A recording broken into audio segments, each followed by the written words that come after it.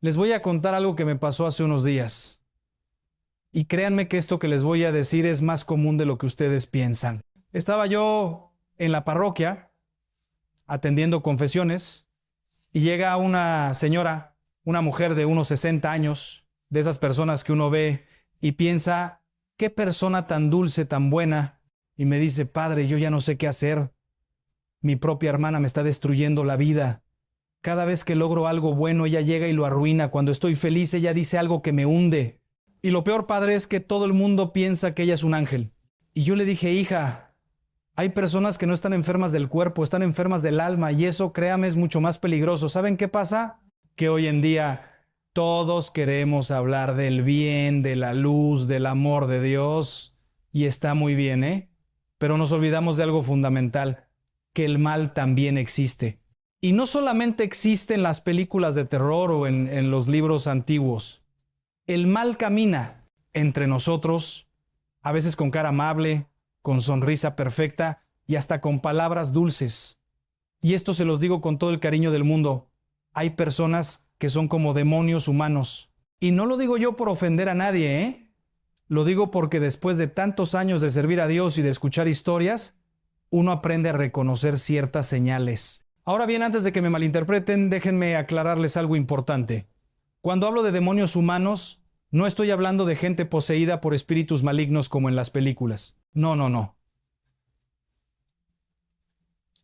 Estoy hablando de personas que han dejado que la maldad, el egoísmo, la envidia y la manipulación se apoderen de su corazón de tal manera que hacen un daño terrible a los demás. Son personas que, conscientemente o no, se han convertido en instrumentos del mal.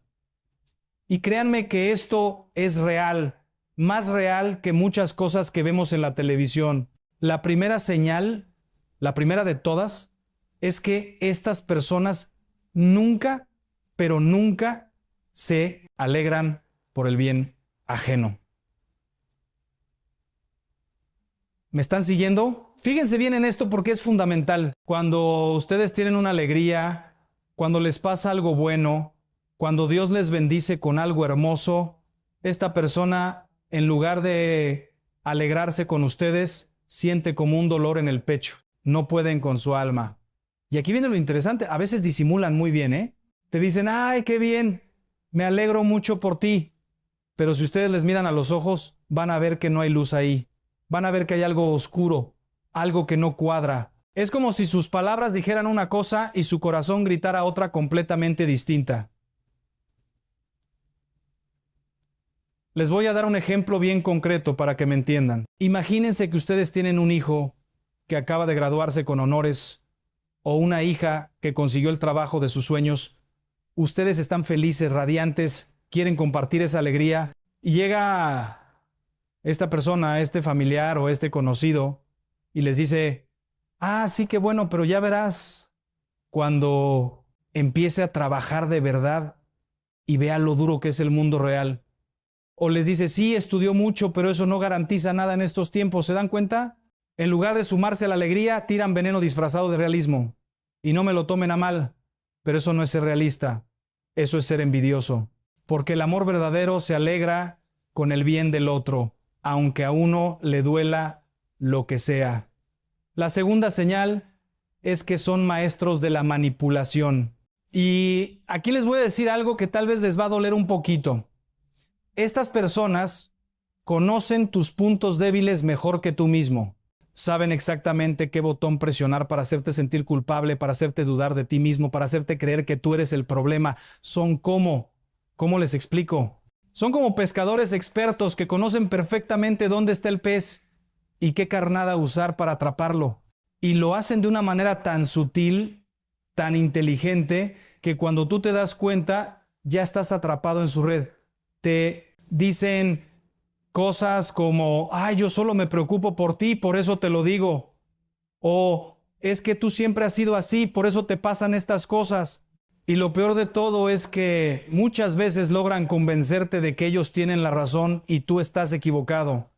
Voltean la tortilla de tal manera que al final tú terminas pidiéndoles perdón por algo que ni siquiera hiciste mal. ¿Saben qué pasa? Que eso no es amor, Eso no es preocupación genuina, eso es control, eso es dominio, eso es maldad disfrazada de buenas intenciones.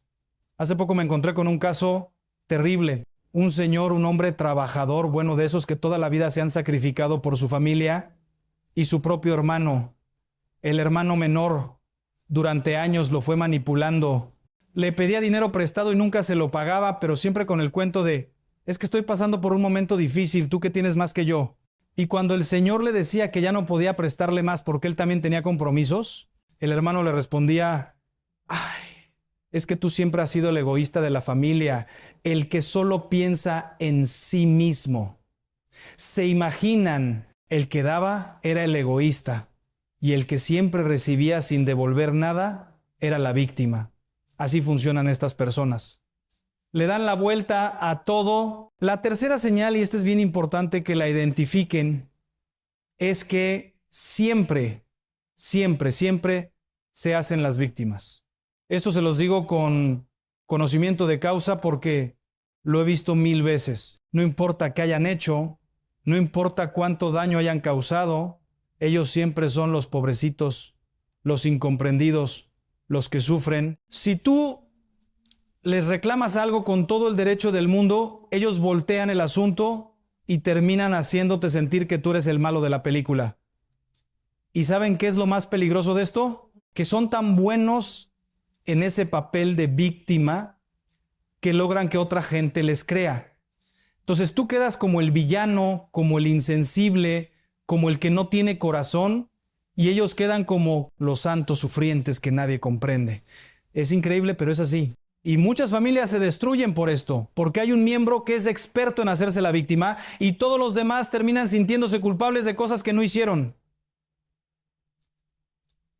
Les voy a dar otro ejemplo de la vida real.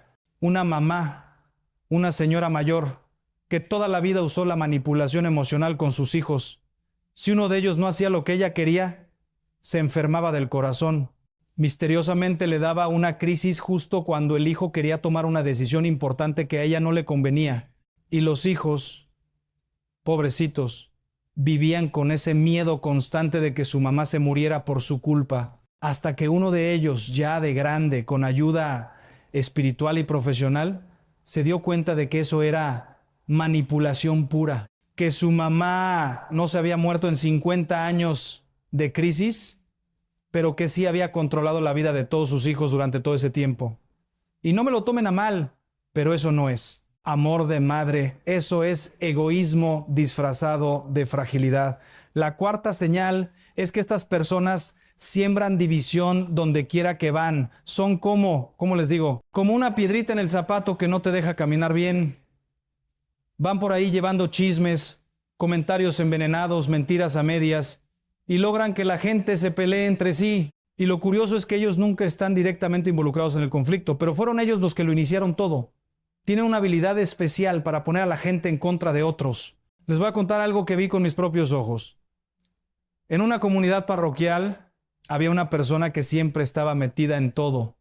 Parecía muy servicial, muy colaboradora, siempre dispuesta a ayudar, pero resulta que esta persona iba con uno y le contaba algo del otro, y luego iba con el otro y le contaba algo diferente del primero. Iba tejiendo una red de mentiras y malentendidos tan grande que al final nadie se hablaba con nadie.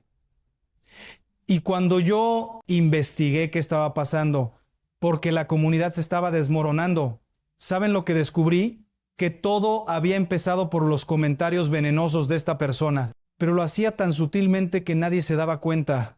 Decía cosas como, ay, yo no debería decirte esto, pero fulano dijo que tú. Y después iba con fulano y le decía, es que Mengano está diciendo cosas feas de ti. Y así poquito a poquito destruyó años de amistad y trabajo en común. ¿Saben qué pasa? Que el demonio es el padre de la mentira y el príncipe de la división. Y cuando una persona se dedica a dividir, a separar, a sembrar discordia, está haciendo la obra del maligno. Aunque vaya a misa todos los domingos y rece el rosario todos los días, porque el amor une, el amor construye puentes, el amor perdona y reconcilia. Pero estas personas hacen todo lo contrario, destruyen relaciones, rompen familias, arruinan amistades, Y muchas veces lo hacen sin que nadie se dé cuenta hasta que ya es demasiado tarde. Y la quinta señal, la última pero no menos importante, es que estas personas no conocen el arrepentimiento genuino. Nunca, pero nunca van a venir a decirte, ¿sabes qué? Me equivoqué, te pedí perdón de corazón, de verdad lo siento. No, Señor. Si acaso te piden perdón es solo porque les conviene, porque quieren seguir manipulándote, porque necesitan algo de ti. Pero no hay cambio real en su conducta. Vuelven a hacer lo mismo una y otra vez. Y esto es fundamental que lo entiendan porque el arrepentimiento verdadero transforma. Cuando una persona genuinamente se arrepiente de algo, cambia. No vuelve a repetir la misma falta una y otra vez. Pero estas personas de las que les hablo, estas almas enfermas, hacen lo mismo toda la vida. Te lastiman, tal vez te piden perdón para quedar bien, pero a la semana, al mes, están haciendo exactamente lo mismo. Y si tú les reclamas, te dicen, ya te pedí perdón, ¿qué más quieres? Como si el perdón fuera una varita mágica que borra todo sin necesidad de cambio real. Les voy a decir algo que tal vez suene duro, pero es la verdad. Dios perdona siempre, pero Dios también espera conversión. Y conversión significa cambio, transformación, voltearse del mal hacia el bien. No es nada más decir perdón con la boca, es cambiar de vida, de actitud, de conducta. Y estas personas no hacen eso.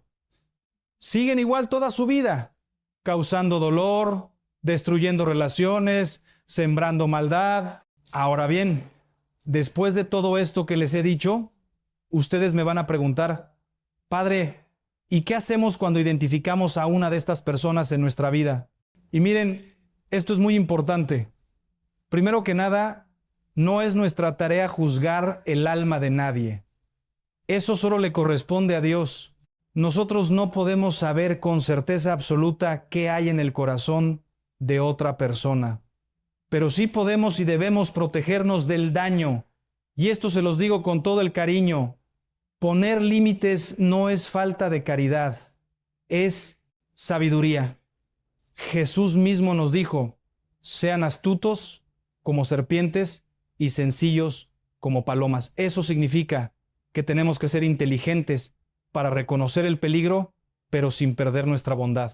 No tenemos que ser ingenuos ni pensar que todo el mundo es bueno solo porque queremos creer eso. Hay maldad en el mundo, hay personas que hacen daño y tenemos el derecho y el deber de cuidarnos a nosotros mismos y a nuestras familias. Si ustedes han identificado a alguien con estas características en su vida, lo primero es poner distancia sana. Y cuando digo distancia, no necesariamente me refiero a cortar toda relación, especialmente si es un familiar cercano, pero sí pueden limitar el contacto, no contarle sus intimidades, no darle información que pueda usar en su contra, no permitir que esa persona tenga control sobre decisiones importantes de su vida. Es como, imagínense que hay una estufa caliente. Ustedes no necesitan tocarla para saber que quema, ¿verdad? Pues con estas personas es igual. No necesitan seguir quemándose para confirmar que hacen daño. Lo segundo es orar, pero orar de verdad, ¿eh? No esas oraciones de labios que no significan nada. Orar por esa persona desde el corazón, pidiendo a Dios que toque su alma, que la transforme, que la libere de esa oscuridad que lleva dentro. Porque créanme que nadie nace siendo así. Algo pasó en la vida de esa persona que la llevó a ese punto. Tal vez fue un dolor muy grande, tal vez fue una herida que nunca sanó, tal vez fue una elección equivocada tras otra hasta que se perdió completamente en la oscuridad, pero Dios puede rescatar a cualquiera por más perdido que esté.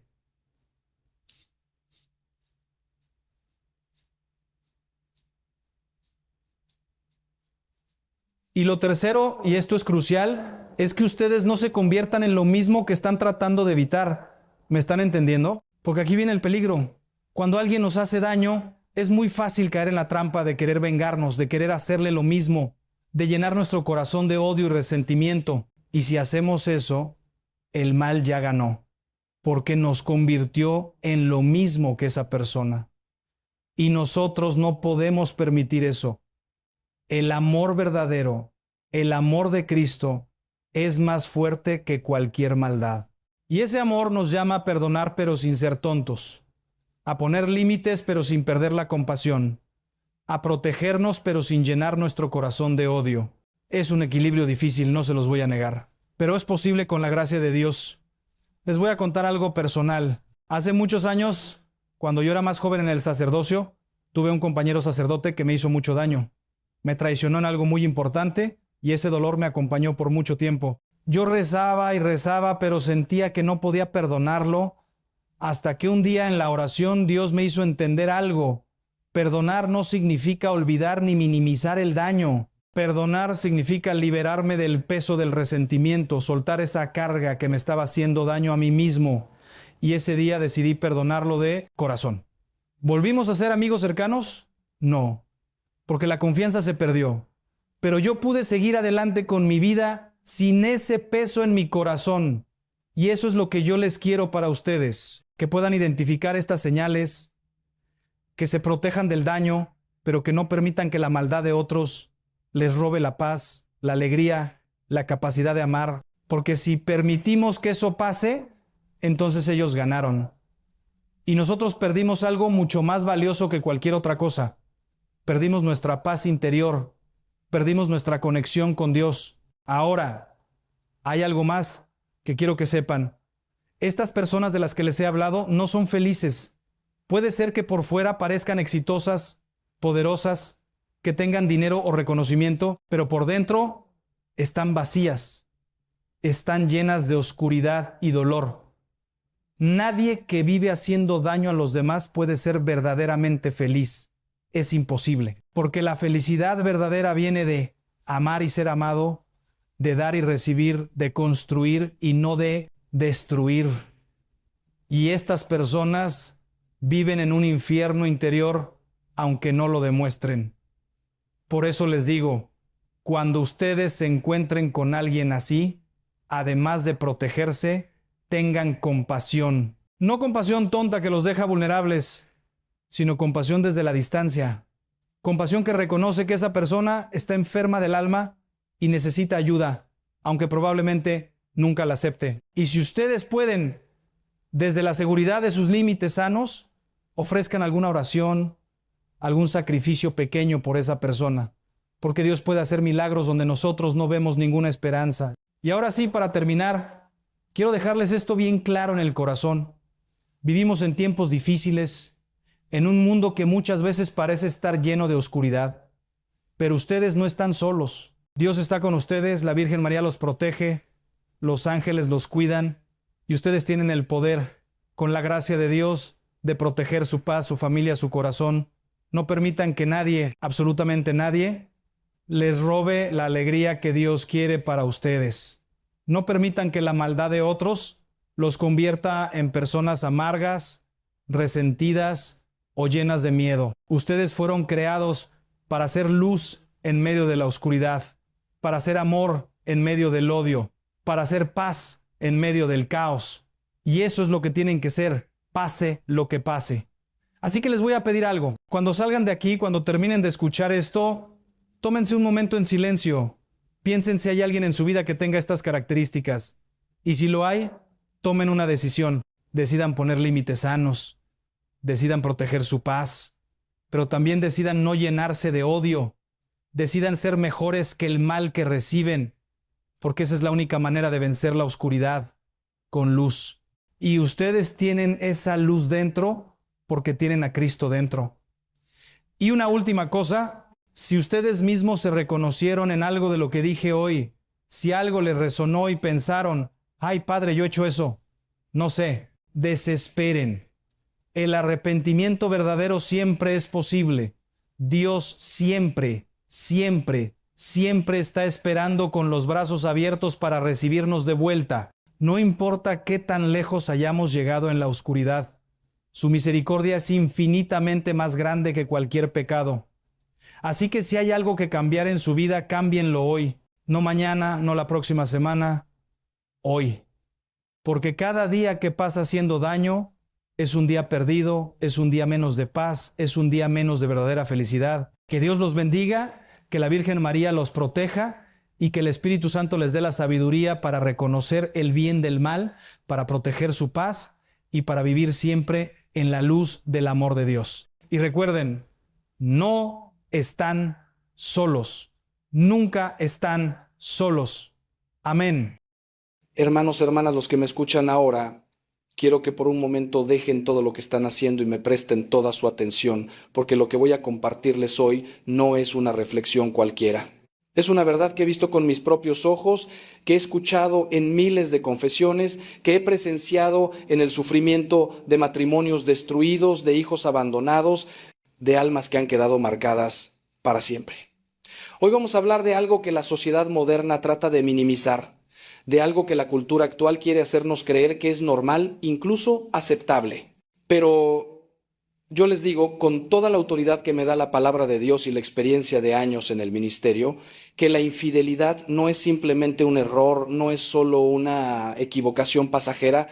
La infidelidad es una maldición que desencadena la justicia divina de maneras que muchos no pueden ni imaginar.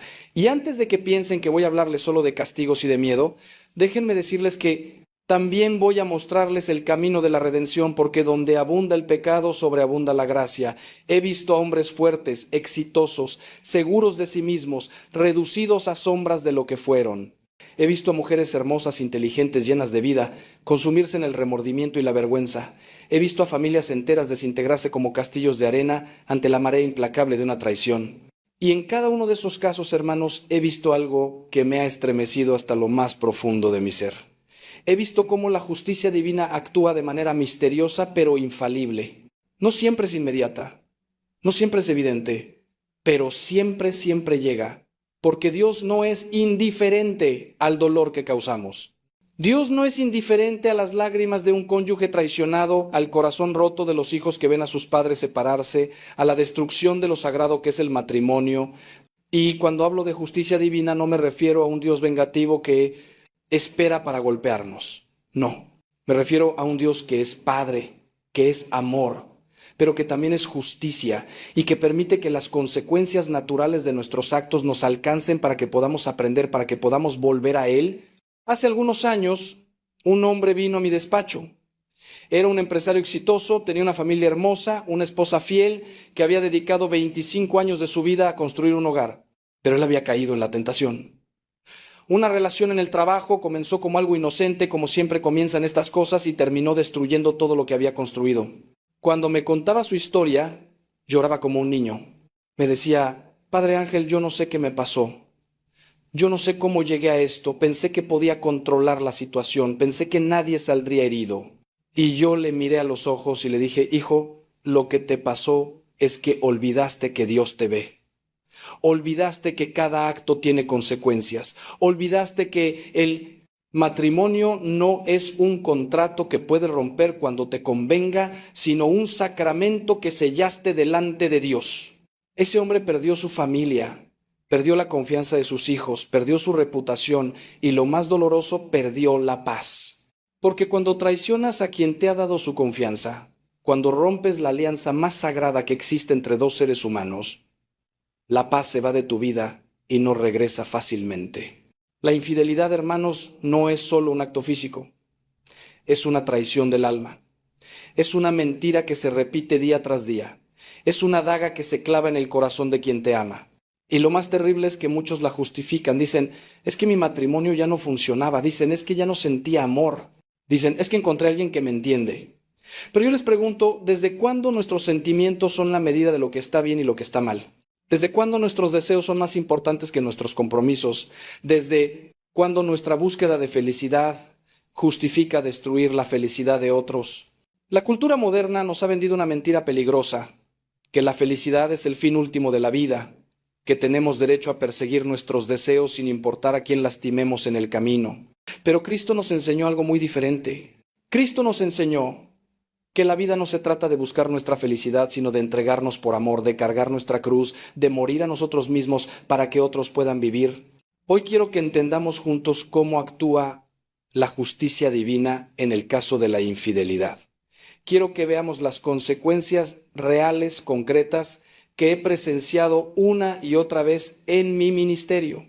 Pero también quiero que veamos la esperanza, porque incluso en el pecado más oscuro, incluso en la traición más dolorosa, Dios ofrece un camino de vuelta. Así que les pido que me acompañen en este recorrido, que abran su corazón, que se dejen tocar por la verdad, aunque duela, porque solo la verdad nos hace libres, y solo cuando enfrentamos nuestros pecados con honestidad podemos encontrar la sanación que tanto necesitamos. Cuando hablamos de justicia divina, hermanos, debemos entender primero qué es lo que Dios considera como el plan original para el matrimonio. Desde el principio, desde el Génesis, Dios diseñó el matrimonio como una unión indisoluble. Por eso dejará el hombre a su padre y a su madre, y se unirá a su mujer, y serán los dos una sola carne. Una sola carne. No dos personas que viven juntas mientras les convenga. No dos individuos que mantienen su independencia total. Una sola carne. Esto significa que cuando dos personas se unen en matrimonio, se forma algo nuevo, algo sagrado, algo que va más allá de lo que cada uno es individualmente. Es como cuando mezclas dos colores y creas uno nuevo. Ya no puedes separarlos completamente sin destruir lo que se creó. Esta unión no es simplemente una construcción social o cultural, es un sacramento, es decir, un signo visible de una realidad invisible. El matrimonio es la imagen del amor de Cristo por su iglesia. San Pablo lo dice claramente en la carta a los Efesios: este misterio es grande y yo lo refiero a Cristo y a la iglesia. Cuando un hombre y una mujer se casan en la iglesia, no están simplemente firmando un documento legal o haciendo una fiesta bonita. Están entrando en una realidad espiritual profunda. Están participando en el amor mismo de Dios. Por eso la infidelidad no es solo un problema entre dos personas. Es una ofensa contra el plan divino, contra el orden sagrado que Dios estableció desde el principio de la creación. Y aquí es donde muchos se confunden. Piensan que Dios castigará la infidelidad con rayos y truenos, con enfermedades o desgracias inmediatas. Pero la justicia divina no funciona así. Dios no necesita intervenir directamente para castigar la infidelidad, porque la infidelidad lleva en sí misma su propio castigo. Es como cuando alguien se lanza de un edificio, no es que Dios lo castigue haciéndolo caer, es que la ley de gravedad que Él estableció actúa naturalmente. Del mismo modo, cuando rompemos las leyes morales que Dios inscribió en nuestro corazón y en el orden de la creación, las consecuencias vienen naturalmente. La traición genera desconfianza, la mentira destruye la intimidad.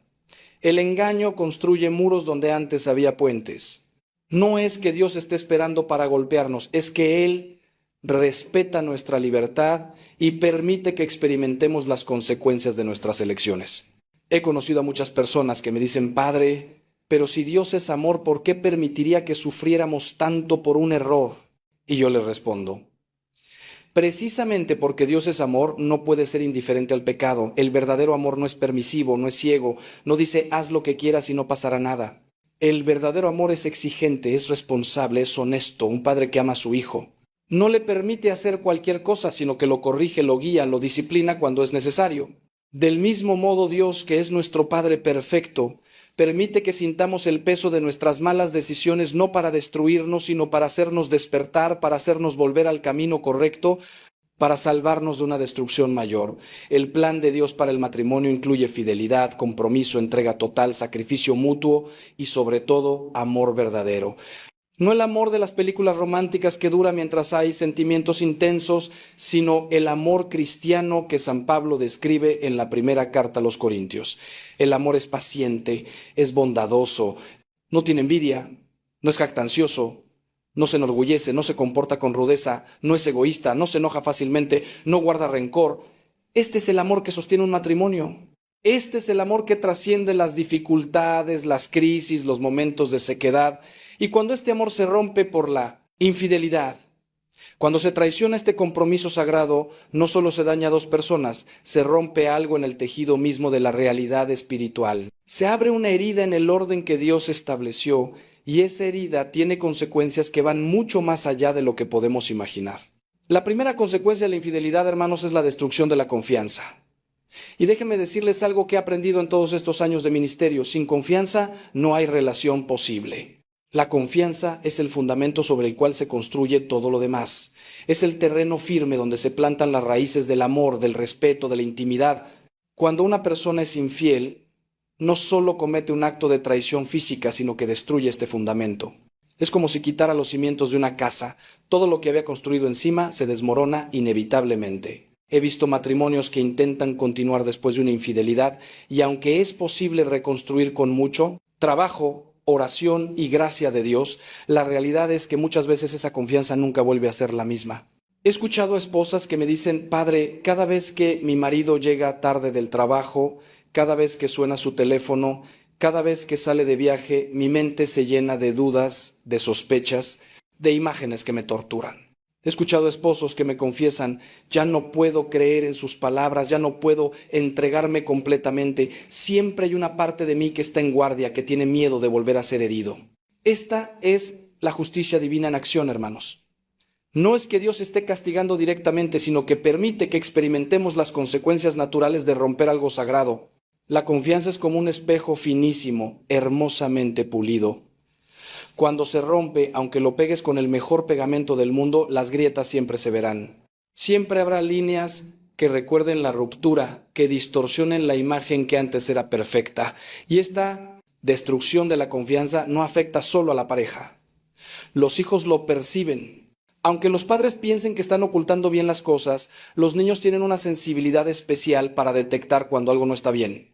He visto niños que desarrollan ansiedad, inseguridad, problemas de conducta, precisamente porque en su hogar se respira un ambiente de desconfianza y tensión. Los hijos aprenden sobre el amor, sobre las relaciones, sobre el compromiso, observando a sus padres. Y cuando ven que papá o mamá traicionó la confianza del otro, aunque no entiendan completamente lo que sucedió, algo se quiebra en su manera de ver el mundo. Aprenden que las promesas se pueden romper, que los compromisos no son para siempre, que la persona que dice amarte puede traicionarte en cualquier momento. ¿Se dan cuenta de la gravedad de esto? ¿Entienden por qué hablo de maldición? Porque las consecuencias de la infidelidad trascienden a la pareja y afectan a generaciones enteras. Pero hay algo aún más profundo que quiero que entiendan.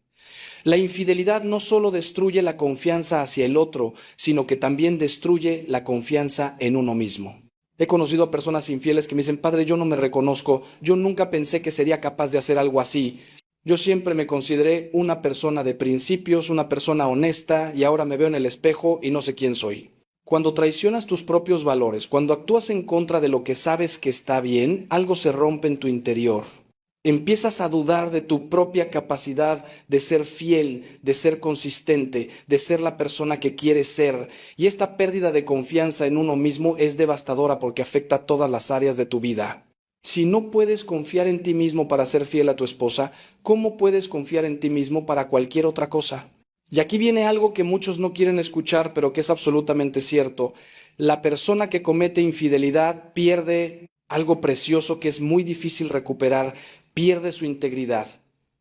La integridad es esa cualidad de ser uno, de ser completo, de ser consistente entre lo que dices, lo que piensas y lo que haces. Cuando eres infiel, te fragmentas. Por un lado vives tu vida pública, tu imagen de esposo fiel, de persona respetable. Por otro lado vives tu vida secreta, tus encuentros clandestinos, tus mentiras. Y esta doble vida te desgasta, te vacía, te convierte en alguien que ni tú mismo puedes respetar. Esta es otra manifestación de la justicia divina. No puedes traicionar a otros sin traicionarte a ti mismo. No puedes romper tu palabra sin romperte por dentro. Dios nos creó para vivir en la verdad, en la coherencia, en la luz. Y cuando elegimos vivir en la mentira, en la incoherencia, en las sombras, algo esencial en nosotros muere. La segunda gran consecuencia de la infidelidad es la culpa que carcome el alma. Hermanos, hay personas que piensan que pueden cometer infidelidad y seguir adelante, como si nada hubiera pasado. Creen que si su cónyuge no se entera, no habrá consecuencias. Pero les aseguro que esto es una ilusión. La culpa existe porque Dios inscribió su ley en nuestro corazón. San Pablo nos dice que incluso los gentiles que no conocen la ley escrita tienen la ley inscrita en sus corazones, y su conciencia da testimonio de esto. No podemos escapar de nuestra conciencia. No podemos silenciarla completamente. Aunque intentemos hacerlo con distracciones, con justificaciones, con alcohol, con drogas, con más actividad sexual, con trabajo obsesivo. He visto a personas que llevan años cargando con la culpa de una infidelidad. Vienen a confesarse, reciben el perdón de Dios, pero no pueden perdonarse a sí mismos. Me dicen, padre, yo sé que Dios me ha perdonado, pero yo no puedo olvidar lo que hice. Cada vez que veo a mi esposa, cada vez que abrazo a mis hijos, recuerdo mi traición y me siento indigno de su amor. Esta es una de las cargas más pesadas que un ser humano puede llevar: la culpa no resuelta, el remordimiento que no encuentra paz.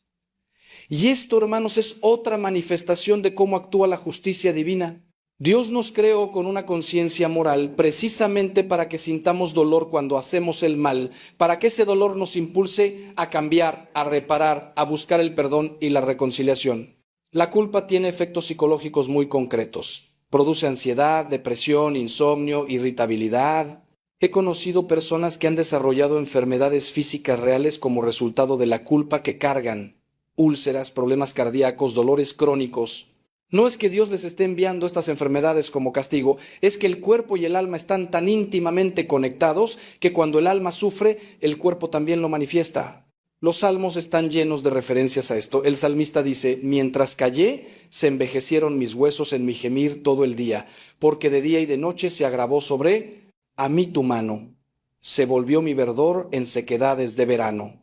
David experimentó físicamente el peso de su culpa por el adulterio con Betsabé y el asesinato de Urías. Su cuerpo se deterioró hasta que finalmente confesó su pecado.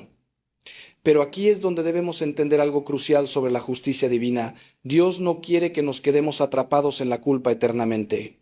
La culpa tiene un propósito: llevarnos al arrepentimiento, a la confesión, a la reconciliación. Cuando la culpa cumple su función, cuando nos impulsa a reconocer nuestro pecado, a pedir perdón sinceramente, a hacer todo lo posible por reparar el daño causado, entonces puede transformarse en algo sanador. Pero cuando nos negamos a enfrentar nuestra culpa, cuando la reprimimos, cuando la justificamos o la minimizamos, entonces se convierte en un veneno que destruye nuestra alma lentamente. He visto a personas que eligieron el camino del arrepentimiento genuino y encontraron paz, aunque el proceso fue doloroso. Y he visto a personas que eligieron negar su culpa, seguir en su pecado y terminaron destruidas por dentro, vacías, sin paz, sin alegría verdadera. Hay una diferencia importante entre la culpa verdadera y la culpa falsa. La culpa verdadera es la que sentimos cuando realmente hemos hecho algo malo, cuando hemos violado un principio moral objetivo, cuando hemos dañado a alguien. Esta culpa es saludable porque corresponde a la realidad. Pero hay también una culpa falsa, una culpa neurótica, que algunas personas sienten incluso cuando no han hecho nada malo o que es desproporcionada al error cometido. Como sacerdote, parte de mi trabajo es ayudar a las personas a discernir entre estas dos. En el caso de la infidelidad, la culpa es real y justificada, pero la respuesta correcta no es quedarse hundido en ella, sino levantarse, confesar, pedir perdón a Dios, pedir perdón al cónyuge y con la gracia de Dios reconstruir lo que se ha roto. La justicia divina no busca destruirnos, busca restaurarnos, pero esa restauración requiere que enfrentemos honestamente lo que hemos hecho. Ahora bien, hermanos, quiero que entendamos algo que es absolutamente fundamental, y aquí viene algo que necesito que escuchen con mucha atención porque va a cambiar la manera en que ven toda esta situación. ¿Se han preguntado alguna vez por qué la infidelidad es tan destructiva? ¿Por qué un acto que la cultura moderna quiere presentar como algo menor, como una simple aventura sin importancia, tiene consecuencias tan devastadoras? La respuesta está en la naturaleza misma de la sexualidad humana y del acto conyugal. Dios diseñó la sexualidad no solo como un medio para la procreación, sino como la expresión más íntima de la entrega total entre dos personas. Cuando dos personas se unen en el acto conyugal, no están simplemente compartiendo sus cuerpos, están entregando sus almas, se están dando completamente el uno al otro. Por eso San Pablo dice que en el acto conyugal, los dos se hacen una sola carne, no solo metafóricamente, sino real y verdaderamente. La ciencia moderna, curiosamente, ha confirmado lo que la Iglesia siempre ha enseñado. Los estudios sobre la neurología del amor y la sexualidad muestran que durante el acto sexual se liberan hormonas como la oxitocina y la vasopresina que crean vínculos emocionales profundos entre las personas. Estas mismas hormonas son las que se liberan cuando una madre amamanta a su bebé, creando ese vínculo tan fuerte entre madre e hijo. Es decir, Dios diseñó nuestro cuerpo de tal manera que la sexualidad crea vínculos no solo físicos, sino emocionales y espirituales. Por eso no podemos tener relaciones sexuales casuales sin consecuencias. Por eso cada persona con la que compartimos nuestra intimidad deja una marca en nosotros. Y por eso la infidelidad es tan dolorosa, porque cuando nuestra pareja se entrega a otra persona, está compartiendo algo que debería ser exclusivamente nuestro, está creando un vínculo que debería existir solo dentro del matrimonio. He tenido conversaciones con personas que me dicen: padre, pero fue solo sexo, no significó nada. Y yo les respondo, eso es precisamente el problema, que para ti no significó nada, pero para Dios significa todo. Cada acto sexual fuera del matrimonio es una mentira encarnada. Es como si tu cuerpo estuviera diciendo, me entrego completamente a ti, soy todo tuyo, cuando en realidad no lo eres, cuando sabes que vas a volver con tu cónyuge, cuando sabes que esa entrega no es verdadera, no es para siempre, no es exclusiva. Por eso el acto de la infidelidad es intrínsecamente desordenado, intrínsecamente malo, no porque Dios sea arbitrario en sus mandamientos, sino porque va contra la naturaleza misma de lo que Dios diseñó la sexualidad para hacer. Y aquí viene algo que muchos no entienden. La infidelidad no solo afecta al cónyuge traicionado, sino también a la persona con quien se comete el adulterio.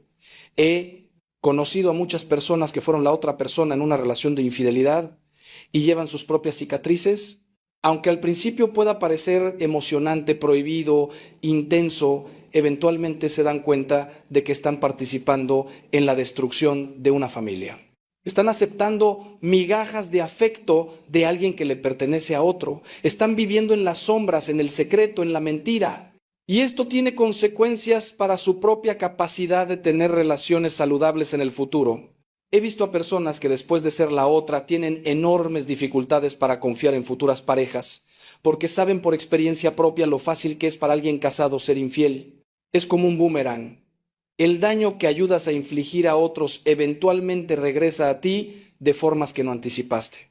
La justicia divina se manifiesta también en cómo la infidelidad afecta a todos los involucrados, no solo a la pareja principal. Los amigos que son obligados a guardar secretos y se sienten cómplices incómodos.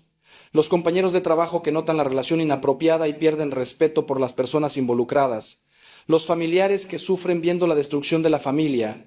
La infidelidad es como tirar una piedra en un estanque. Las ondas se expanden en círculos cada vez más amplios, afectando a personas que ni siquiera estaban directamente involucradas. Ningún pecado es completamente privado. Vivimos en una red de relaciones y cuando rompemos una de esas conexiones, toda la red se ve afectada.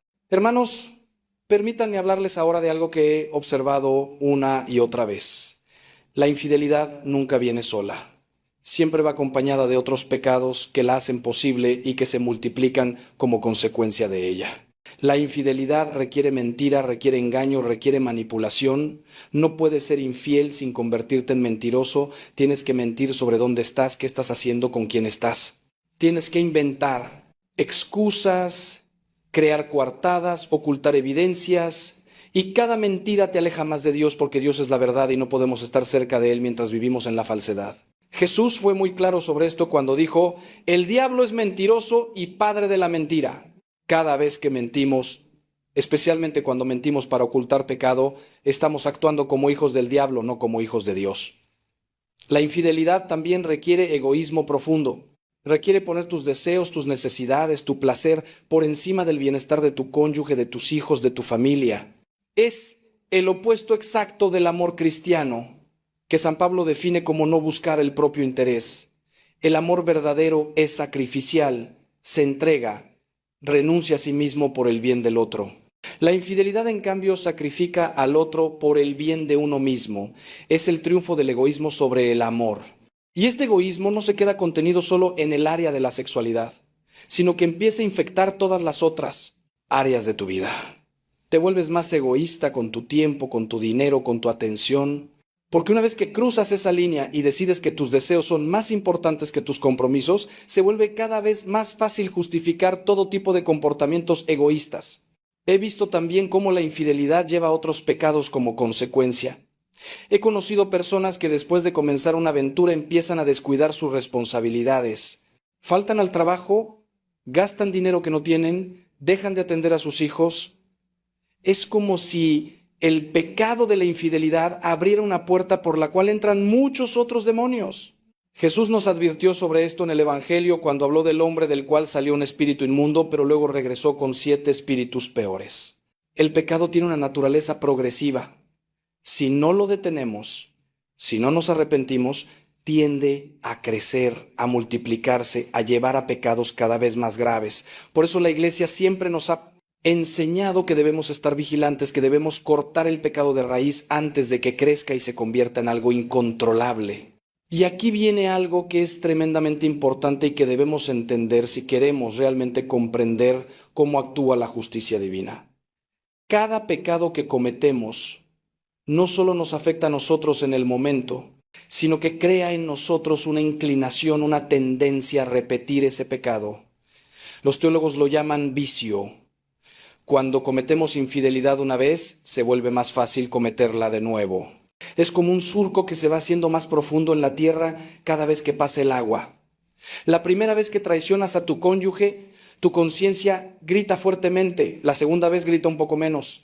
La tercera vez, ya has aprendido a ignorar esa voz y eventualmente llegas a un punto donde puedes pecar sin sentir casi nada, donde tu conciencia se ha endurecido tanto que ya no te advierte del peligro.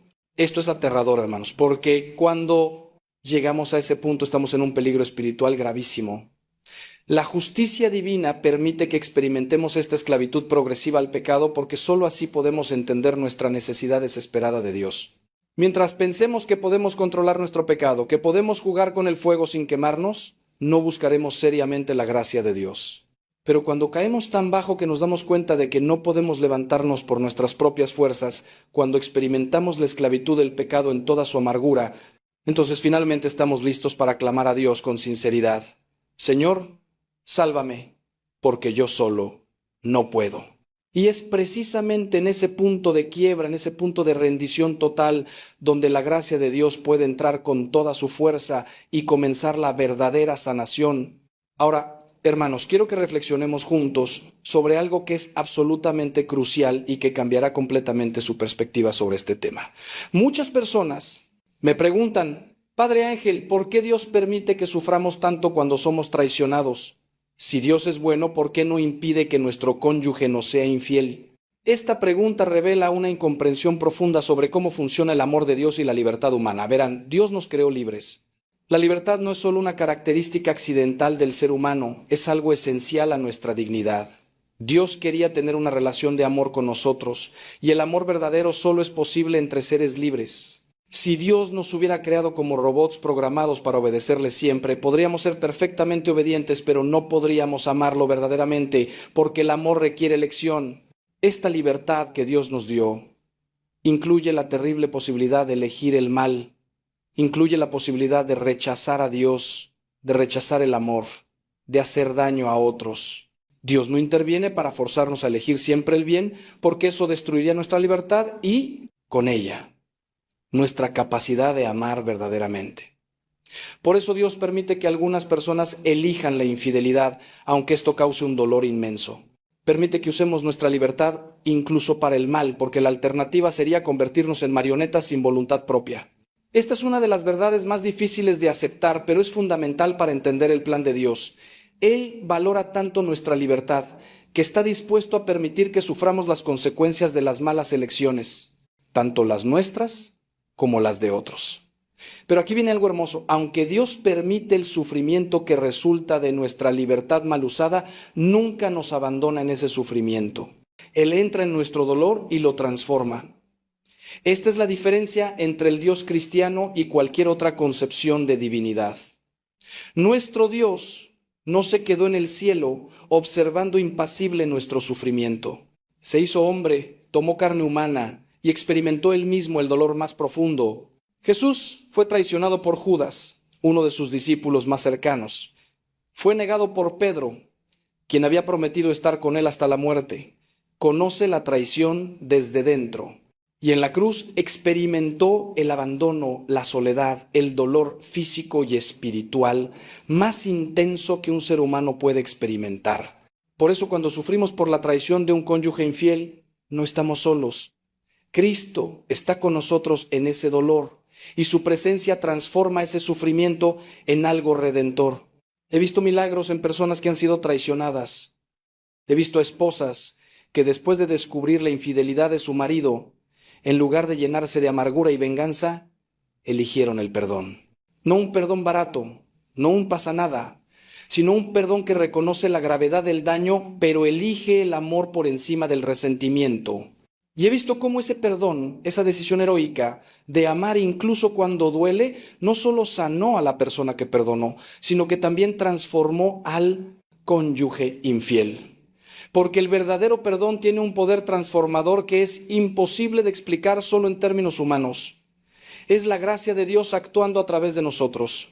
Cuando perdonamos lo imperdonable, nos convertimos en instrumentos de la misericordia divina, y esa misericordia puede derretir los corazones más endurecidos. Pero también he visto el camino contrario. He visto a personas que fueron traicionadas y eligieron la amargura. Eligieron alimentar su resentimiento, su dolor, su deseo de venganza. Y he visto cómo esa amargura los consumió desde dentro, los convirtió en personas duras, cínicas, incapaces de confiar, incapaces de amar de nuevo. Esta es otra manifestación de cómo actúa la justicia divina. Cuando nos negamos a perdonar, cuando nos aferramos a nuestro dolor y lo convertimos en una identidad, nos estamos castigando a nosotros mismos. El resentimiento es como tomar veneno esperando que el otro muera. La persona que no perdona sufre mucho más que la persona que no es perdonada. Por eso Jesús nos mandó perdonar, no principalmente por el bien de quien nos ofendió, sino por nuestro propio bien, para que podamos ser libres, para que podamos sanar, para que no quedemos encadenados para siempre al dolor del pasado. Hermanos, quiero llevarlos ahora a un territorio que es aún más profundo. Necesito que entiendan que la infidelidad no es solo un problema de debilidad humana o de tentación externa. En muchos casos, detrás de la infidelidad hay una herida espiritual profunda, hay un vacío que la persona está tratando de llenar de manera equivocada. He conocido a hombres que fueron infieles porque estaban buscando afirmación, buscando sentirse deseados, sentirse jóvenes de nuevo. He conocido a mujeres que fueron infieles porque se sentían ignoradas, no valoradas, emocionalmente abandonadas en su matrimonio. No estoy justificando la infidelidad, nunca, pero sí estoy diciendo que si queremos entender realmente este problema, tenemos que ir más allá de la superficie. Tenemos que entender las raíces profundas de donde nace la tentación. En el fondo, toda infidelidad es un intento equivocado de satisfacer una necesidad legítima de manera ilegítima. Todos necesitamos amor, afirmación, intimidad, conexión. Estas son necesidades que Dios puso en nosotros. El problema no son las necesidades, el problema es dónde buscamos satisfacerlas. Cuando mi matrimonio está en crisis, cuando siento que mi cónyuge ya no me ama como antes, la respuesta correcta no es buscar ese amor en otra persona, sino trabajar para restaurar la intimidad en mi matrimonio. O si eso no es posible, buscar mi plenitud en Dios. Porque la verdad, hermanos, es que ninguna persona humana puede satisfacer completamente nuestras necesidades más profundas. Solo Dios puede llenar ese vacío que todos tenemos en el corazón. San Agustín lo dijo de manera perfecta: nos hiciste, Señor, para ti, y nuestro corazón está inquieto hasta que descanse en ti. Muchas personas cometen infidelidad porque están huyendo de sí mismas, están huyendo de su dolor, de su vacío interior, de sus propios problemas sin resolver. La emoción de una nueva relación, la intensidad de lo prohibido, funciona como una droga que temporalmente enmascara ese dolor. Pero es solo temporal. Eventualmente, cuando la novedad se desvanece, cuando la realidad se impone, descubren que no solo no han resuelto sus problemas originales, sino que han creado problemas mucho peores. Es como alguien que tiene una herida infectada y en lugar de tratarla se pone una venda bonita encima. La venda puede ocultar la herida por un tiempo, pero la infección sigue creciendo debajo y eventualmente causará un daño mucho mayor. Por eso una de las cosas que siempre aconsejo a las parejas es que trabajen en su matrimonio constantemente, que no esperen a que haya una crisis para buscar ayuda, que cultiven su intimidad emocional y espiritual, no solo la física, que hablen sobre sus necesidades, sus miedos, sus frustraciones, que oren juntos, porque la pareja que ora junta permanece junta. Muchos matrimonios llegan a mi oficina cuando ya están al borde del abismo, cuando ya se ha cometido la infidelidad, cuando ya el daño es casi irreparable. Y aunque Dios puede hacer milagros incluso en las situaciones más desesperadas, es mucho mejor prevenir que curar. Es mucho mejor construir un matrimonio fuerte desde el principio. Un matrimonio donde ambos cónyuges se sientan amados, valorados, escuchados, donde la tentación de buscar fuera lo que deberían encontrar dentro sea mucho menor. Y aquí necesito decir algo que es controversial pero absolutamente verdadero. En muchos matrimonios donde ocurre infidelidad, aunque la responsabilidad del pecado recae completamente sobre quien fue infiel, a menudo hay problemas previos en la relación que crearon el contexto donde la tentación fue más fuerte. No estoy diciendo que el cónyuge traicionado tenga culpa de la infidelidad, nunca. Pero sí estoy diciendo que a veces hay negligencia emocional, falta de intimidad, problemas de comunicación no resueltos que debilitan el matrimonio y lo hacen más vulnerable. Si queremos prevenir la infidelidad, no basta con decir no lo hagas porque es pecado. Tenemos que construir matrimonios sanos, donde ambos cónyuges encuentren satisfacción emocional, espiritual y física. Donde el amor se renueve constantemente, donde la amistad sea profunda, donde el respeto mutuo sea la norma. Este es el mejor antídoto contra la infidelidad. Hermanos, hemos llegado a un punto en esta reflexión donde necesito que escuchen con toda atención lo que voy a decirles ahora, porque esto podría ser lo más importante de todo lo que hemos hablado hasta el momento. La justicia divina no es solo punitiva, no es solo castigo. La justicia de Dios siempre está al servicio de su amor. Siempre busca la restauración, la sanación, la redención. Cada consecuencia dolorosa que experimentamos por nuestro pecado tiene un propósito: despertarnos, hacernos volver a Dios, llevarnos al arrepentimiento verdadero. Dios nunca nos castiga por resentimiento o venganza. Nos disciplina como un padre amoroso disciplina a su hijo, no porque disfrute verlo sufrir, sino porque lo ama demasiado como para dejarlo destruirse a sí mismo. La parábola del hijo pródigo es la ilustración perfecta de esto. El hijo menor tomó su herencia y se fue a un país lejano donde la desperdició en vida licenciosa. La Biblia no especifica exactamente qué hizo, pero podemos imaginar que incluía todo tipo de inmoralidad sexual, incluida posiblemente la infidelidad si estaba casado. ¿Y qué pasó? Perdió todo. Terminó tan bajo que estaba comiendo la comida de los cerdos. Esa era la justicia divina actuando. Las consecuencias naturales de sus malas decisiones lo llevaron al punto más bajo posible. Pero fue precisamente en ese punto bajo donde volvió fue en el fondo del pozo donde finalmente despertó y se dio cuenta de lo que había perdido. Y entonces tomó la decisión de volver a la casa de su padre. No sabía si su padre lo recibiría. Pensó que tal vez podría ser al menos uno de sus sirvientes. Pero ¿cuál fue la respuesta del padre? Corrió a su encuentro, lo abrazó, lo besó, le puso el mejor vestido, le puso un anillo en el dedo, organizó una fiesta. Esto es la justicia divina en su máxima expresión. Es estricta con el pecado, pero infinitamente misericordiosa con el pecador arrepentido. He visto esta parábola hacerse realidad innumerables veces en mi ministerio. He visto a personas que tocaron fondo debido a su infidelidad. Perdieron su familia, su reputación, su paz, pero en ese punto más bajo finalmente se volvieron a Dios. Vinieron a confesarse con verdadero arrepentimiento, no solo porque les habían descubierto, no solo porque estaban sufriendo las consecuencias, sino porque finalmente entendieron la gravedad de su pecado y cómo habían ofendido a Dios y dañado a personas inocentes.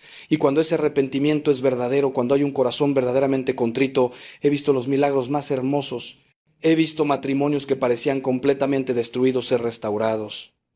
He visto a cónyuges traicionados encontrar en su corazón la capacidad de perdonar lo que parecía imperdonable. He visto a personas infieles transformarse completamente, convertirse en esposos y esposas ejemplares, precisamente porque la experiencia de caer tan bajo y ser perdonados los transformó profundamente. Pero aquí está el detalle crucial que no podemos ignorar.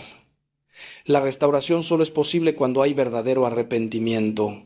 No basta con sentir lástima de uno mismo, no basta con lamentar las consecuencias de lo que hiciste. El verdadero arrepentimiento implica reconocer que lo que hiciste fue objetivamente malo, que ofendiste a Dios, que dañaste a personas inocentes y que mereces las consecuencias que estás experimentando. Implica hacer propósito de enmienda, es decir, tomar la firme decisión de no volver a cometer ese pecado jamás. Implica estar dispuesto a hacer todo lo que sea necesario para reparar el daño causado, aunque sea difícil, aunque sea humillante, aunque tome años. Implica romper completamente con la situación de pecado, terminar toda comunicación con la persona con quien fuiste infiel, hacer los cambios necesarios en tu vida para evitar futuras tentaciones. Y la cosa más hermosa, hermanos, es que cuando alguien pasa por este proceso de verdadero arrepentimiento y restauración, a menudo sale más fuerte que antes. No digo esto para minimizar la gravedad del pecado o para sugerir que valía la pena pecar, nunca. Pero sí digo que Dios es tan grande, tan poderoso, tan misericordioso, que puede tomar incluso nuestros peores errores y transformarlos en oportunidades de gracia. San Pablo dice que donde abundó el pecado, sobreabundó la gracia. Esto no significa que debamos pecar para que abunde la gracia, como algunos malinterpretaron sus palabras. Significa que no hay pecado tan grande que la gracia de Dios no pueda superarlo. Significa que incluso el pecado más oscuro puede convertirse, a través del arrepentimiento y la misericordia divina, en un testimonio del poder transformador de Dios. Ahora bien, hermanos, debemos hablar de algo que es extremadamente doloroso, pero absolutamente necesario de entender. No todos los matrimonios sobreviven a la infidelidad. A veces, a pesar del arrepentimiento del cónyuge infiel, a pesar del deseo de perdonar del cónyuge traicionado, el daño es tan profundo que la relación no puede ser restaurada. Y aquí es donde muchas personas se confunden sobre lo que Dios espera de nosotros. Algunas personas piensan que si eres verdaderamente cristiano, debes permanecer en el matrimonio sin importar que, incluso si tu cónyuge continúa siendo infiel, incluso si no, hay arrepentimiento genuino, incluso si está siendo emocionalmente destruido. Pero esto no es lo que la iglesia enseña y no es lo que Dios quiere para ti. La iglesia, en su sabiduría, reconoce que aunque el matrimonio es indisoluble en su esencia sacramental, hay situaciones donde la convivencia se vuelve imposible o incluso dañina. Por eso se permite la separación física de los cónyuges en casos graves. La infidelidad continua y sin arrepentimiento ciertamente califica como un caso grave. Si tu cónyuge está teniendo una aventura tras otra, si se niega a terminar la relación extramarital, si no muestra ningún arrepentimiento genuino, no estás obligado a permanecer en esa situación. Puedes y debes protegerte a ti mismo y a tus hijos del daño continuo. Esto no significa que puedas volver a casarte mientras tu cónyuge viva, porque el vínculo sacramental permanece, pero sí significa que puedes separarte físicamente y reconstruir tu vida en otros aspectos. He aconsejado a muchas personas en esta dolorosa situación. Es uno de los momentos más difíciles del ministerio sacerdotal porque no hay respuestas fáciles, no hay soluciones que no impliquen sufrimiento. Pero lo que siempre trato de ayudar a las personas a entender es que Dios no nos pide que seamos tontos, que seamos felpudos sobre los cuales otros limpian sus pies. El perdón no significa permitir que te sigan lastimando. El perdón puede coexistir con límites saludables.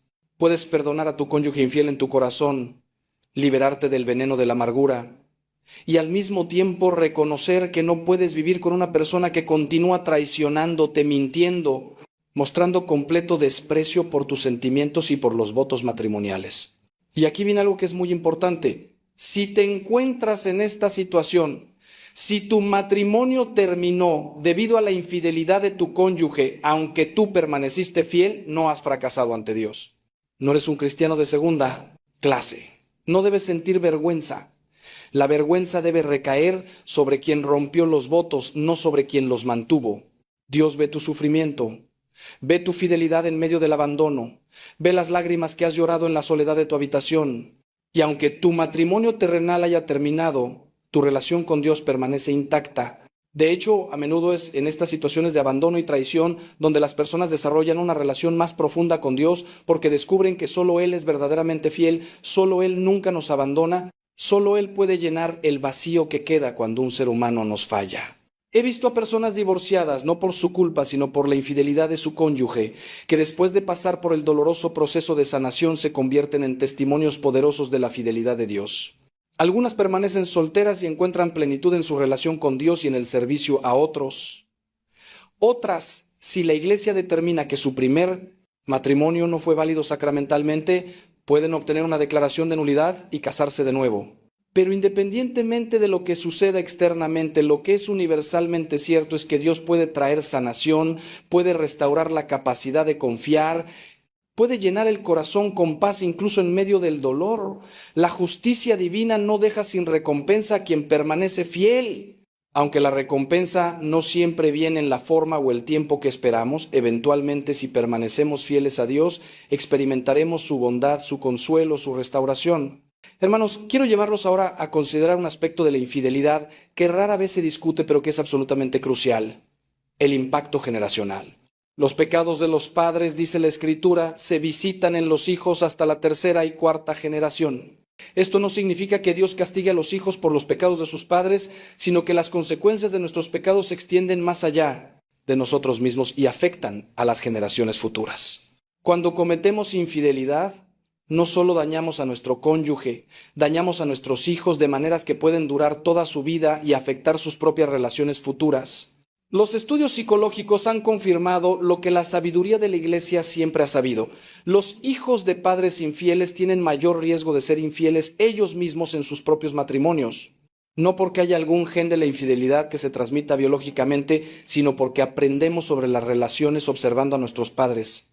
Si un niño crece viendo que papá o mamá traicionaron la confianza del otro, si ven que los compromisos se pueden romper cuando conviene, si aprenden que cuando las cosas se ponen difíciles en una relación, la solución es buscar a alguien más en lugar de trabajar en resolver los problemas. Entonces están aprendiendo patrones destructivos que muy probablemente repetirán en sus propias vidas adultas. He conocido a personas que me dicen: padre, yo juré que nunca sería como mi padre, que nunca haría a mi esposa lo que mi padre le hizo a mi madre, pero ahora me encuentro haciendo exactamente lo mismo y no sé cómo sucedió. Esto es lo que llamamos patrones generacionales. Son como surcos profundos en nuestra psique, grabados durante nuestra infancia y adolescencia, que tienden a repetirse a menos que conscientemente los identifiquemos y trabajemos para cambiarlos. La justicia divina se manifiesta aquí de una manera particular. No podemos escapar completamente de las consecuencias de lo que hemos aprendido en nuestra familia de origen. Pero la buena noticia es que, con la gracia de Dios, con trabajo consciente, con terapia si es necesaria, con oración profunda, estos patrones pueden romperse. No estamos condenados a repetir los errores de nuestros padres. Pero hay otro aspecto del impacto generacional que es igualmente importante: cómo la infidelidad afecta la capacidad, los hijos, para confiar en futuras relaciones. He conocido a muchos hombres y mujeres jóvenes que luchan terriblemente con problemas de confianza en sus relaciones románticas, que tienen miedo de comprometerse, que sabotean relaciones buenas porque tienen pánico de ser traicionados como vieron que traicionaron a su padre o madre. Algunos desarrollan un cinismo profundo sobre el amor y el matrimonio. Piensan: si mi papá, que parecía un buen hombre, que iba a la iglesia, que decía amar a mi mamá, pudo traicionarla así, entonces nadie es confiable. El amor verdadero no existe. Todos los hombres son iguales o todas las mujeres son iguales. Este cinismo es una de las heridas más profundas que la infidelidad puede causar. Por eso les digo, hermanos, que cuando están considerando la tentación de la infidelidad, cuando están jugando con fuego, cuando están permitiendo que se desarrolle una relación inapropiada con alguien que no es su cónyuge, piensen en sus hijos. Piensen en el legado que están dejando. Piensen en cómo sus acciones hoy afectarán no solo sus propias vidas, no solo la vida de su cónyuge, sino las vidas de sus hijos, sus nietos, sus bisnietos.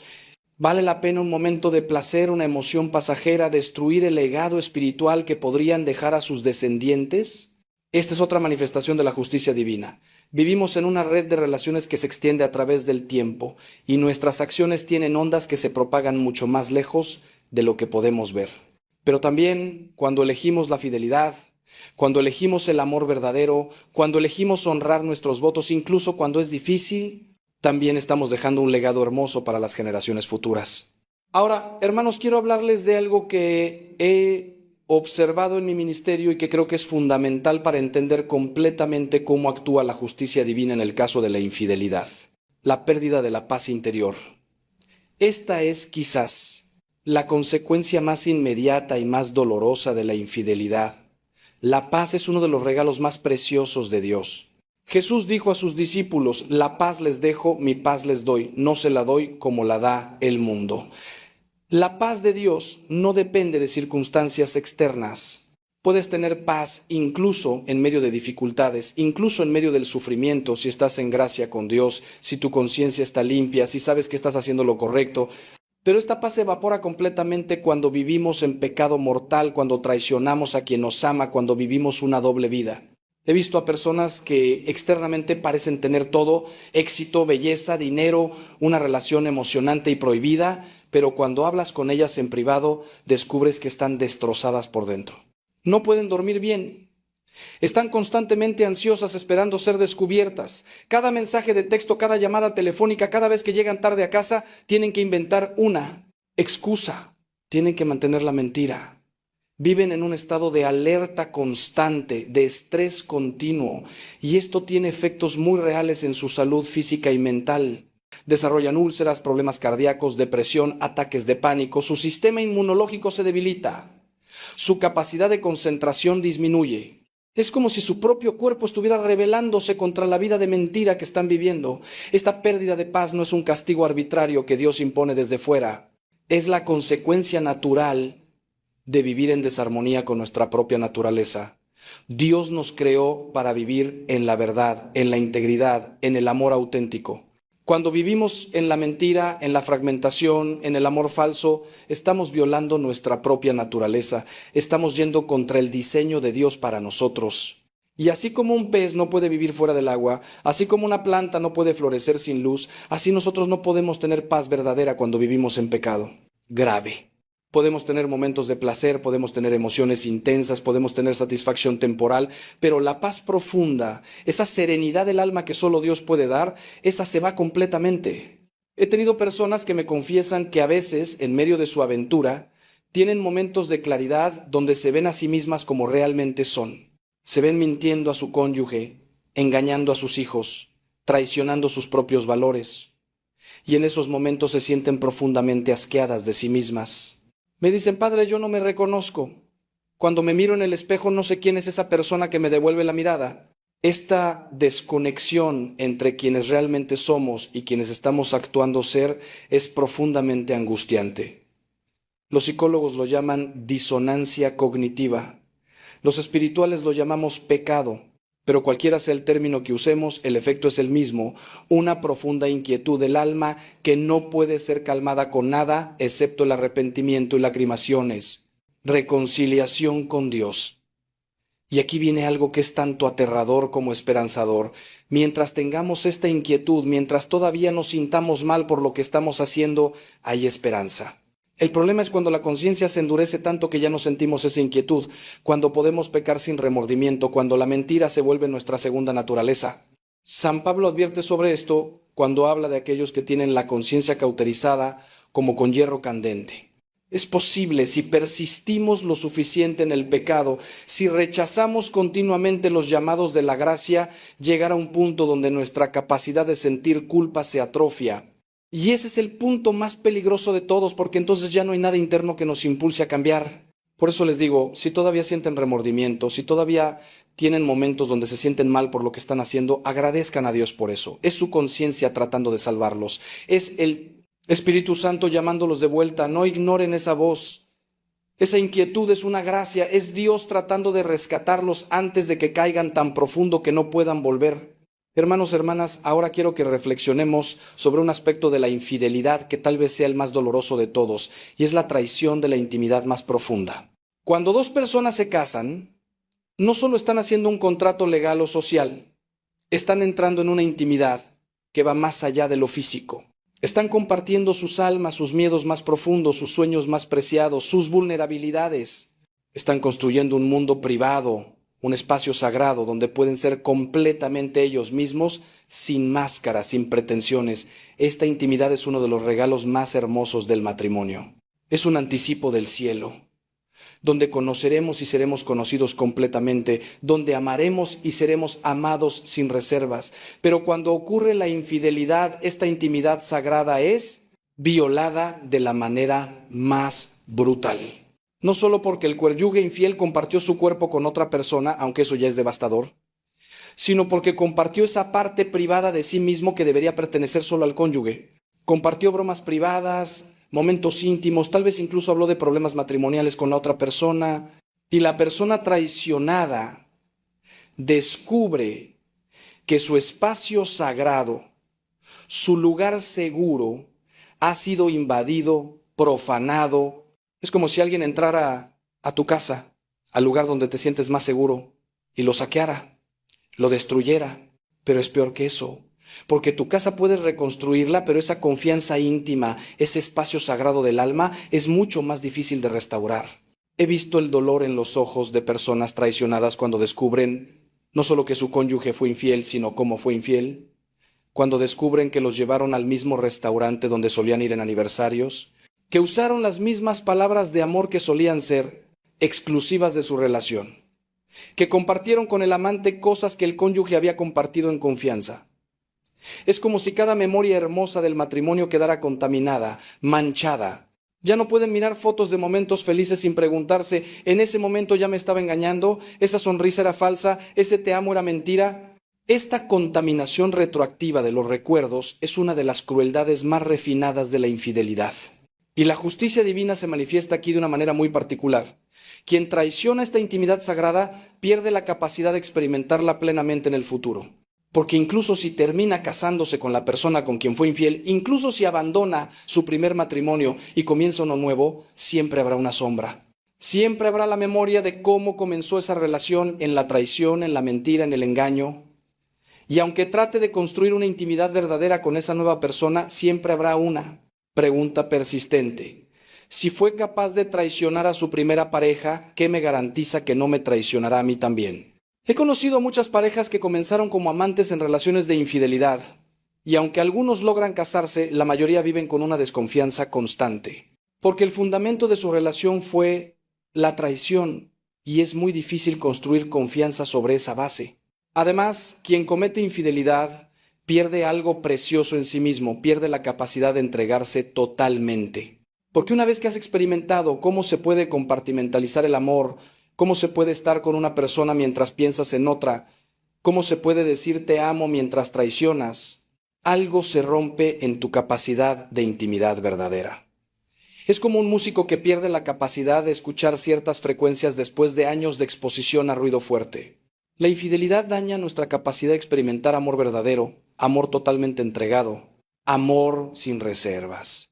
Y aunque con la gracia de Dios esta capacidad puede ser restaurada, requiere un trabajo profundo de sanación, de arrepentimiento, de reconexión con nuestra propia alma.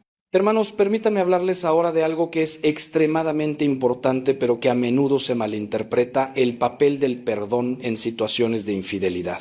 Ya he mencionado el perdón varias veces, pero quiero profundizar más porque hay mucha confusión sobre qué significa realmente perdonar en este contexto. Primero, déjenme ser muy claro. El perdón no es opcional para un cristiano. Jesús fue absolutamente categórico sobre esto. Dijo, si no perdonan a los demás, tampoco su Padre les perdonará a ustedes sus pecados. No podemos recibir el perdón de Dios si no estamos dispuestos a perdonar a otros. Esta es una de las enseñanzas más difíciles de Cristo, pero también una de las más importantes. Porque en el fondo, cuando nos negamos a perdonar, estamos diciéndole a Dios, el pecado de esta persona contra mí es peor que todos mis pecados contra ti. Estamos elevando nuestra ofensa por encima de todas las ofensas que hemos cometido contra Dios. Pero, y esto es crucial, el perdón no significa pretender que lo que sucedió no fue grave. No significa decir, no pasa nada o olvidémoslo como si nunca hubiera pasado. El verdadero perdón reconoce plenamente la gravedad de la ofensa. De hecho, solo podemos perdonar verdaderamente cuando reconocemos completamente el daño que nos hicieron. Si minimizamos la ofensa, si decimos, bueno, en realidad no fue tan malo, no estamos perdonando, estamos negando. El perdón dice, lo que me hiciste fue terriblemente malo, el daño que causaste fue profundo. Pero elijo no dejar que ese daño defina el resto de mi vida. Elijo liberarme del odio, del resentimiento, del deseo de venganza. Entrego esta situación a Dios y confío en su justicia. El perdón tampoco significa necesariamente reconciliación. La reconciliación requiere dos personas, una que pide perdón sinceramente y otra que lo otorga. Pero puedes perdonar unilateralmente, incluso si la otra persona nunca se arrepiente, nunca pide perdón, nunca reconoce lo que hizo. Puedes perdonar en tu corazón y entregárselo a Dios, no por el bien de la otra persona, sino por tu propio bien, para que puedas ser libre. Santa María Goretti, cuando estaba muriendo después de ser apuñalada por un hombre que intentó violarla, perdonó a su atacante. No porque lo que él hizo fuera excusable, no porque ella tuviera que reconciliarse con él, sino porque ella quería morir en paz con Dios sin amargura en su corazón. Y ese perdón eventualmente transformó a su atacante, quien después de años en prisión se arrepintió profundamente. He aconsejado a muchas personas que luchan con el perdón después de ser traicionadas. Y lo que siempre les digo es que el perdón es un proceso, no un evento único. No es que un día decidas perdonar y al día siguiente ya no sientes ningún dolor o enojo. El perdón profundo toma tiempo. Puede requerir que perdones la misma ofensa muchas veces, Cada vez que el recuerdo vuelve y sientes la rabia surgir de nuevo, tienes que elegir conscientemente perdonar otra vez. Es como pelar una cebolla, capa tras capa. Pero cada vez que eliges el perdón sobre el resentimiento, te vuelves un poco más libre, un poco más sanado, y eventualmente, aunque el recuerdo permanezca, el aguijón emocional disminuye. Ya no tiene poder sobre ti. Y aquí viene algo hermoso. Cuando perdonamos verdaderamente, nos convertimos en canales de la misericordia de Dios. Permitimos que el amor de Dios fluya a través de nosotros hacia la persona que nos dañó. Y en ese proceso, algo milagroso sucede. Nosotros mismos somos sanados y transformados. Porque el perdón nos libera de la prisión del resentimiento, rompe las cadenas que nos ataban a nuestro ofensor, nos permite seguir adelante con nuestras vidas. Esta es una de las verdades más profundas del cristianismo, que en el acto de dar, recibimos. En el acto de perdonar, somos liberados. En el acto de mostrar misericordia, experimentamos misericordia. Esta es la justicia divina en su máxima expresión. No una justicia que busca el castigo por el castigo, sino una justicia que busca la restauración, la sanación, la redención de todos los involucrados. Hermanos y hermanas, cuando pienso en todo el sufrimiento que la infidelidad causa, cuando recuerdo todas las lágrimas que he visto derramar, todas las familias que he visto destruirse, todo el dolor que he presenciado, no puedo evitar preguntarme, ¿por qué? ¿Por qué Dios permite que esto suceda? ¿Por qué permite que el pecado tenga tanto poder destructivo? Y la respuesta, aunque difícil de aceptar, es que esto es el precio de la libertad. Dios nos ama tanto que nos dio el regalo más peligroso de todos, la libertad de elegir. Y con esa libertad viene la terrible posibilidad de elegir mal, de rechazar el amor, de causar daño. Si Dios nos hubiera creado sin libertad, no habría sufrimiento, pero tampoco habría amor verdadero. Seríamos robots, no hijos. Pero aquí está la belleza asombrosa del plan de Dios. Él no se quedó observando desde lejos nuestro sufrimiento, se involucró personalmente. Se hizo hombre en Jesucristo y experimentó él mismo el peor sufrimiento que un ser humano puede experimentar. Fue traicionado, abandonado, torturado, crucificado. Y en ese sufrimiento, en esa cruz, tomó sobre sí todo el pecado del mundo, toda la infidelidad, toda la traición, todo el dolor que causamos y el que experimentamos. Y mediante su muerte y resurrección abrió para nosotros un camino de redención. No importa qué tan profundo hayamos caído, no importa qué tan grave sea nuestro pecado, siempre hay un camino de vuelta. Siempre hay esperanza. Siempre hay la posibilidad de empezar de nuevo. Esta es la verdad que más quiero que se lleven de toda esta reflexión. La justicia divina siempre está en servicio del amor divino. Dios nunca nos castiga porque disfrute viendo nuestro sufrimiento. Permite que experimentemos las consecuencias de nuestros pecados para despertarnos, para hacernos volver a Él, para salvarnos de una destrucción mayor. Cada dolor que sentimos cuando pecamos es como la alarma de un detector de humo. No existe para molestarnos. Existe para advertirnos de un peligro real. Y si prestamos atención a esa alarma, si respondemos a ella apropiadamente, puede salvarnos de una catástrofe. He visto milagros de transformación en personas que tocaron fondo debido a su infidelidad. He visto a hombres orgullosos humillarse completamente y suplicar el perdón de su esposa. He visto a mujeres que habían perdido toda esperanza encontrar nuevamente el propósito y la alegría. He visto matrimonios que parecían completamente muertos resucitar más fuertes y más unidos que antes. He visto a hijos que presenciaron la destrucción de su familia, pero también presenciaron la sanación y aprendieron lecciones invaluables sobre el perdón, la gracia y el poder redentor del amor. No, el camino nunca es fácil. Siempre hay cicatrices, siempre hay recuerdos dolorosos, pero con Dios, incluso las cicatrices pueden convertirse en testimonios de su poder sanador. Y para aquellos que están sufriendo ahora mismo, para aquellos que han sido traicionados y están en lo más profundo del dolor, quiero decirles, no están solos, Jesús está con ustedes en ese sufrimiento. Él conoce íntimamente lo que es ser traicionado por alguien a quien amabas. Y aunque ahora el dolor sea tan intenso que sienten que no pueden soportarlo un día más, les prometo en el nombre de Cristo que si se aferran a Él, si confían en Él, si permiten que su gracia trabaje en ustedes, llegará el día cuando volverán a sonreír, cuando volverán a sentir paz, cuándo volverán a tener esperanza, porque nuestro Dios es un Dios de restauración, un Dios de nuevos comienzos, un Dios que hace nuevas todas las cosas.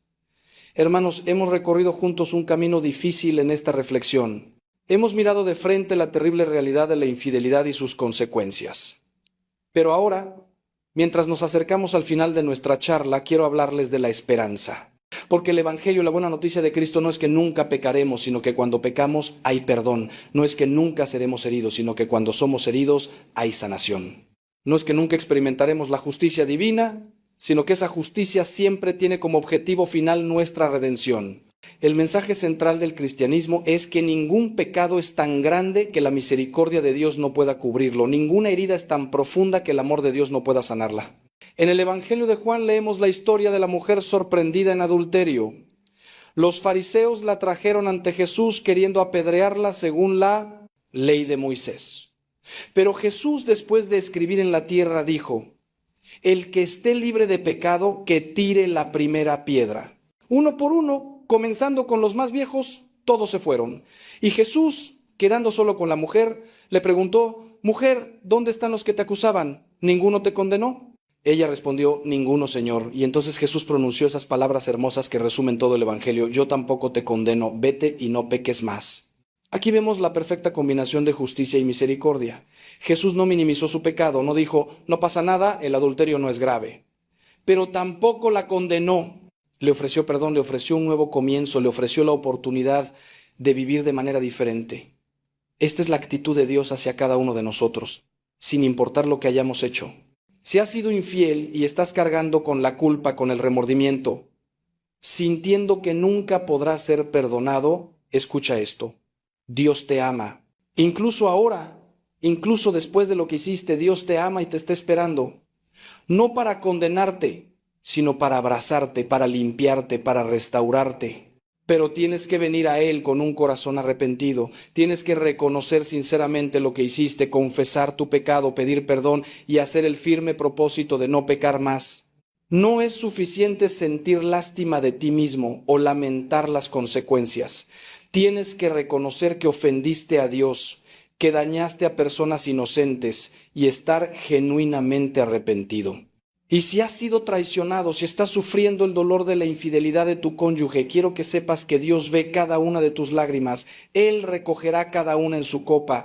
Tu dolor no es en vano. Y aunque ahora sientas que tu mundo se ha derrumbado, aunque no puedas imaginar cómo podrás seguir adelante, confía en Dios. Él tiene un plan para ti, un plan de esperanza y de futuro. Tal vez ese plan incluya la restauración de tu matrimonio, o tal vez no. Tal vez incluya que aprendas a vivir de nuevo como persona soltera, encontrando tu plenitud en Dios y en el servicio a otros. Sea cual sea el camino que Dios tenga para ti, Él caminará contigo cada paso del camino. Y el dolor que estás experimentando ahora, si se lo entregas a Él, puede transformarse en una fuente de compasión y sabiduría que podrás usar para ayudar a otros que pasen por lo mismo. Para ambos, para quien pecó y para quien fue herido, el camino hacia adelante es el mismo. Es un camino que pasa por la cruz. Tenemos que llevar nuestra cruz como Jesús nos mandó. Pero la promesa es que al tercer día viene la resurrección. Después del Viernes Santo viene el Domingo de Pascua. Después de la muerte viene la vida nueva. Esta es la esperanza inquebrantable del cristianismo. No importa qué tan oscura sea la noche, siempre llega el amanecer.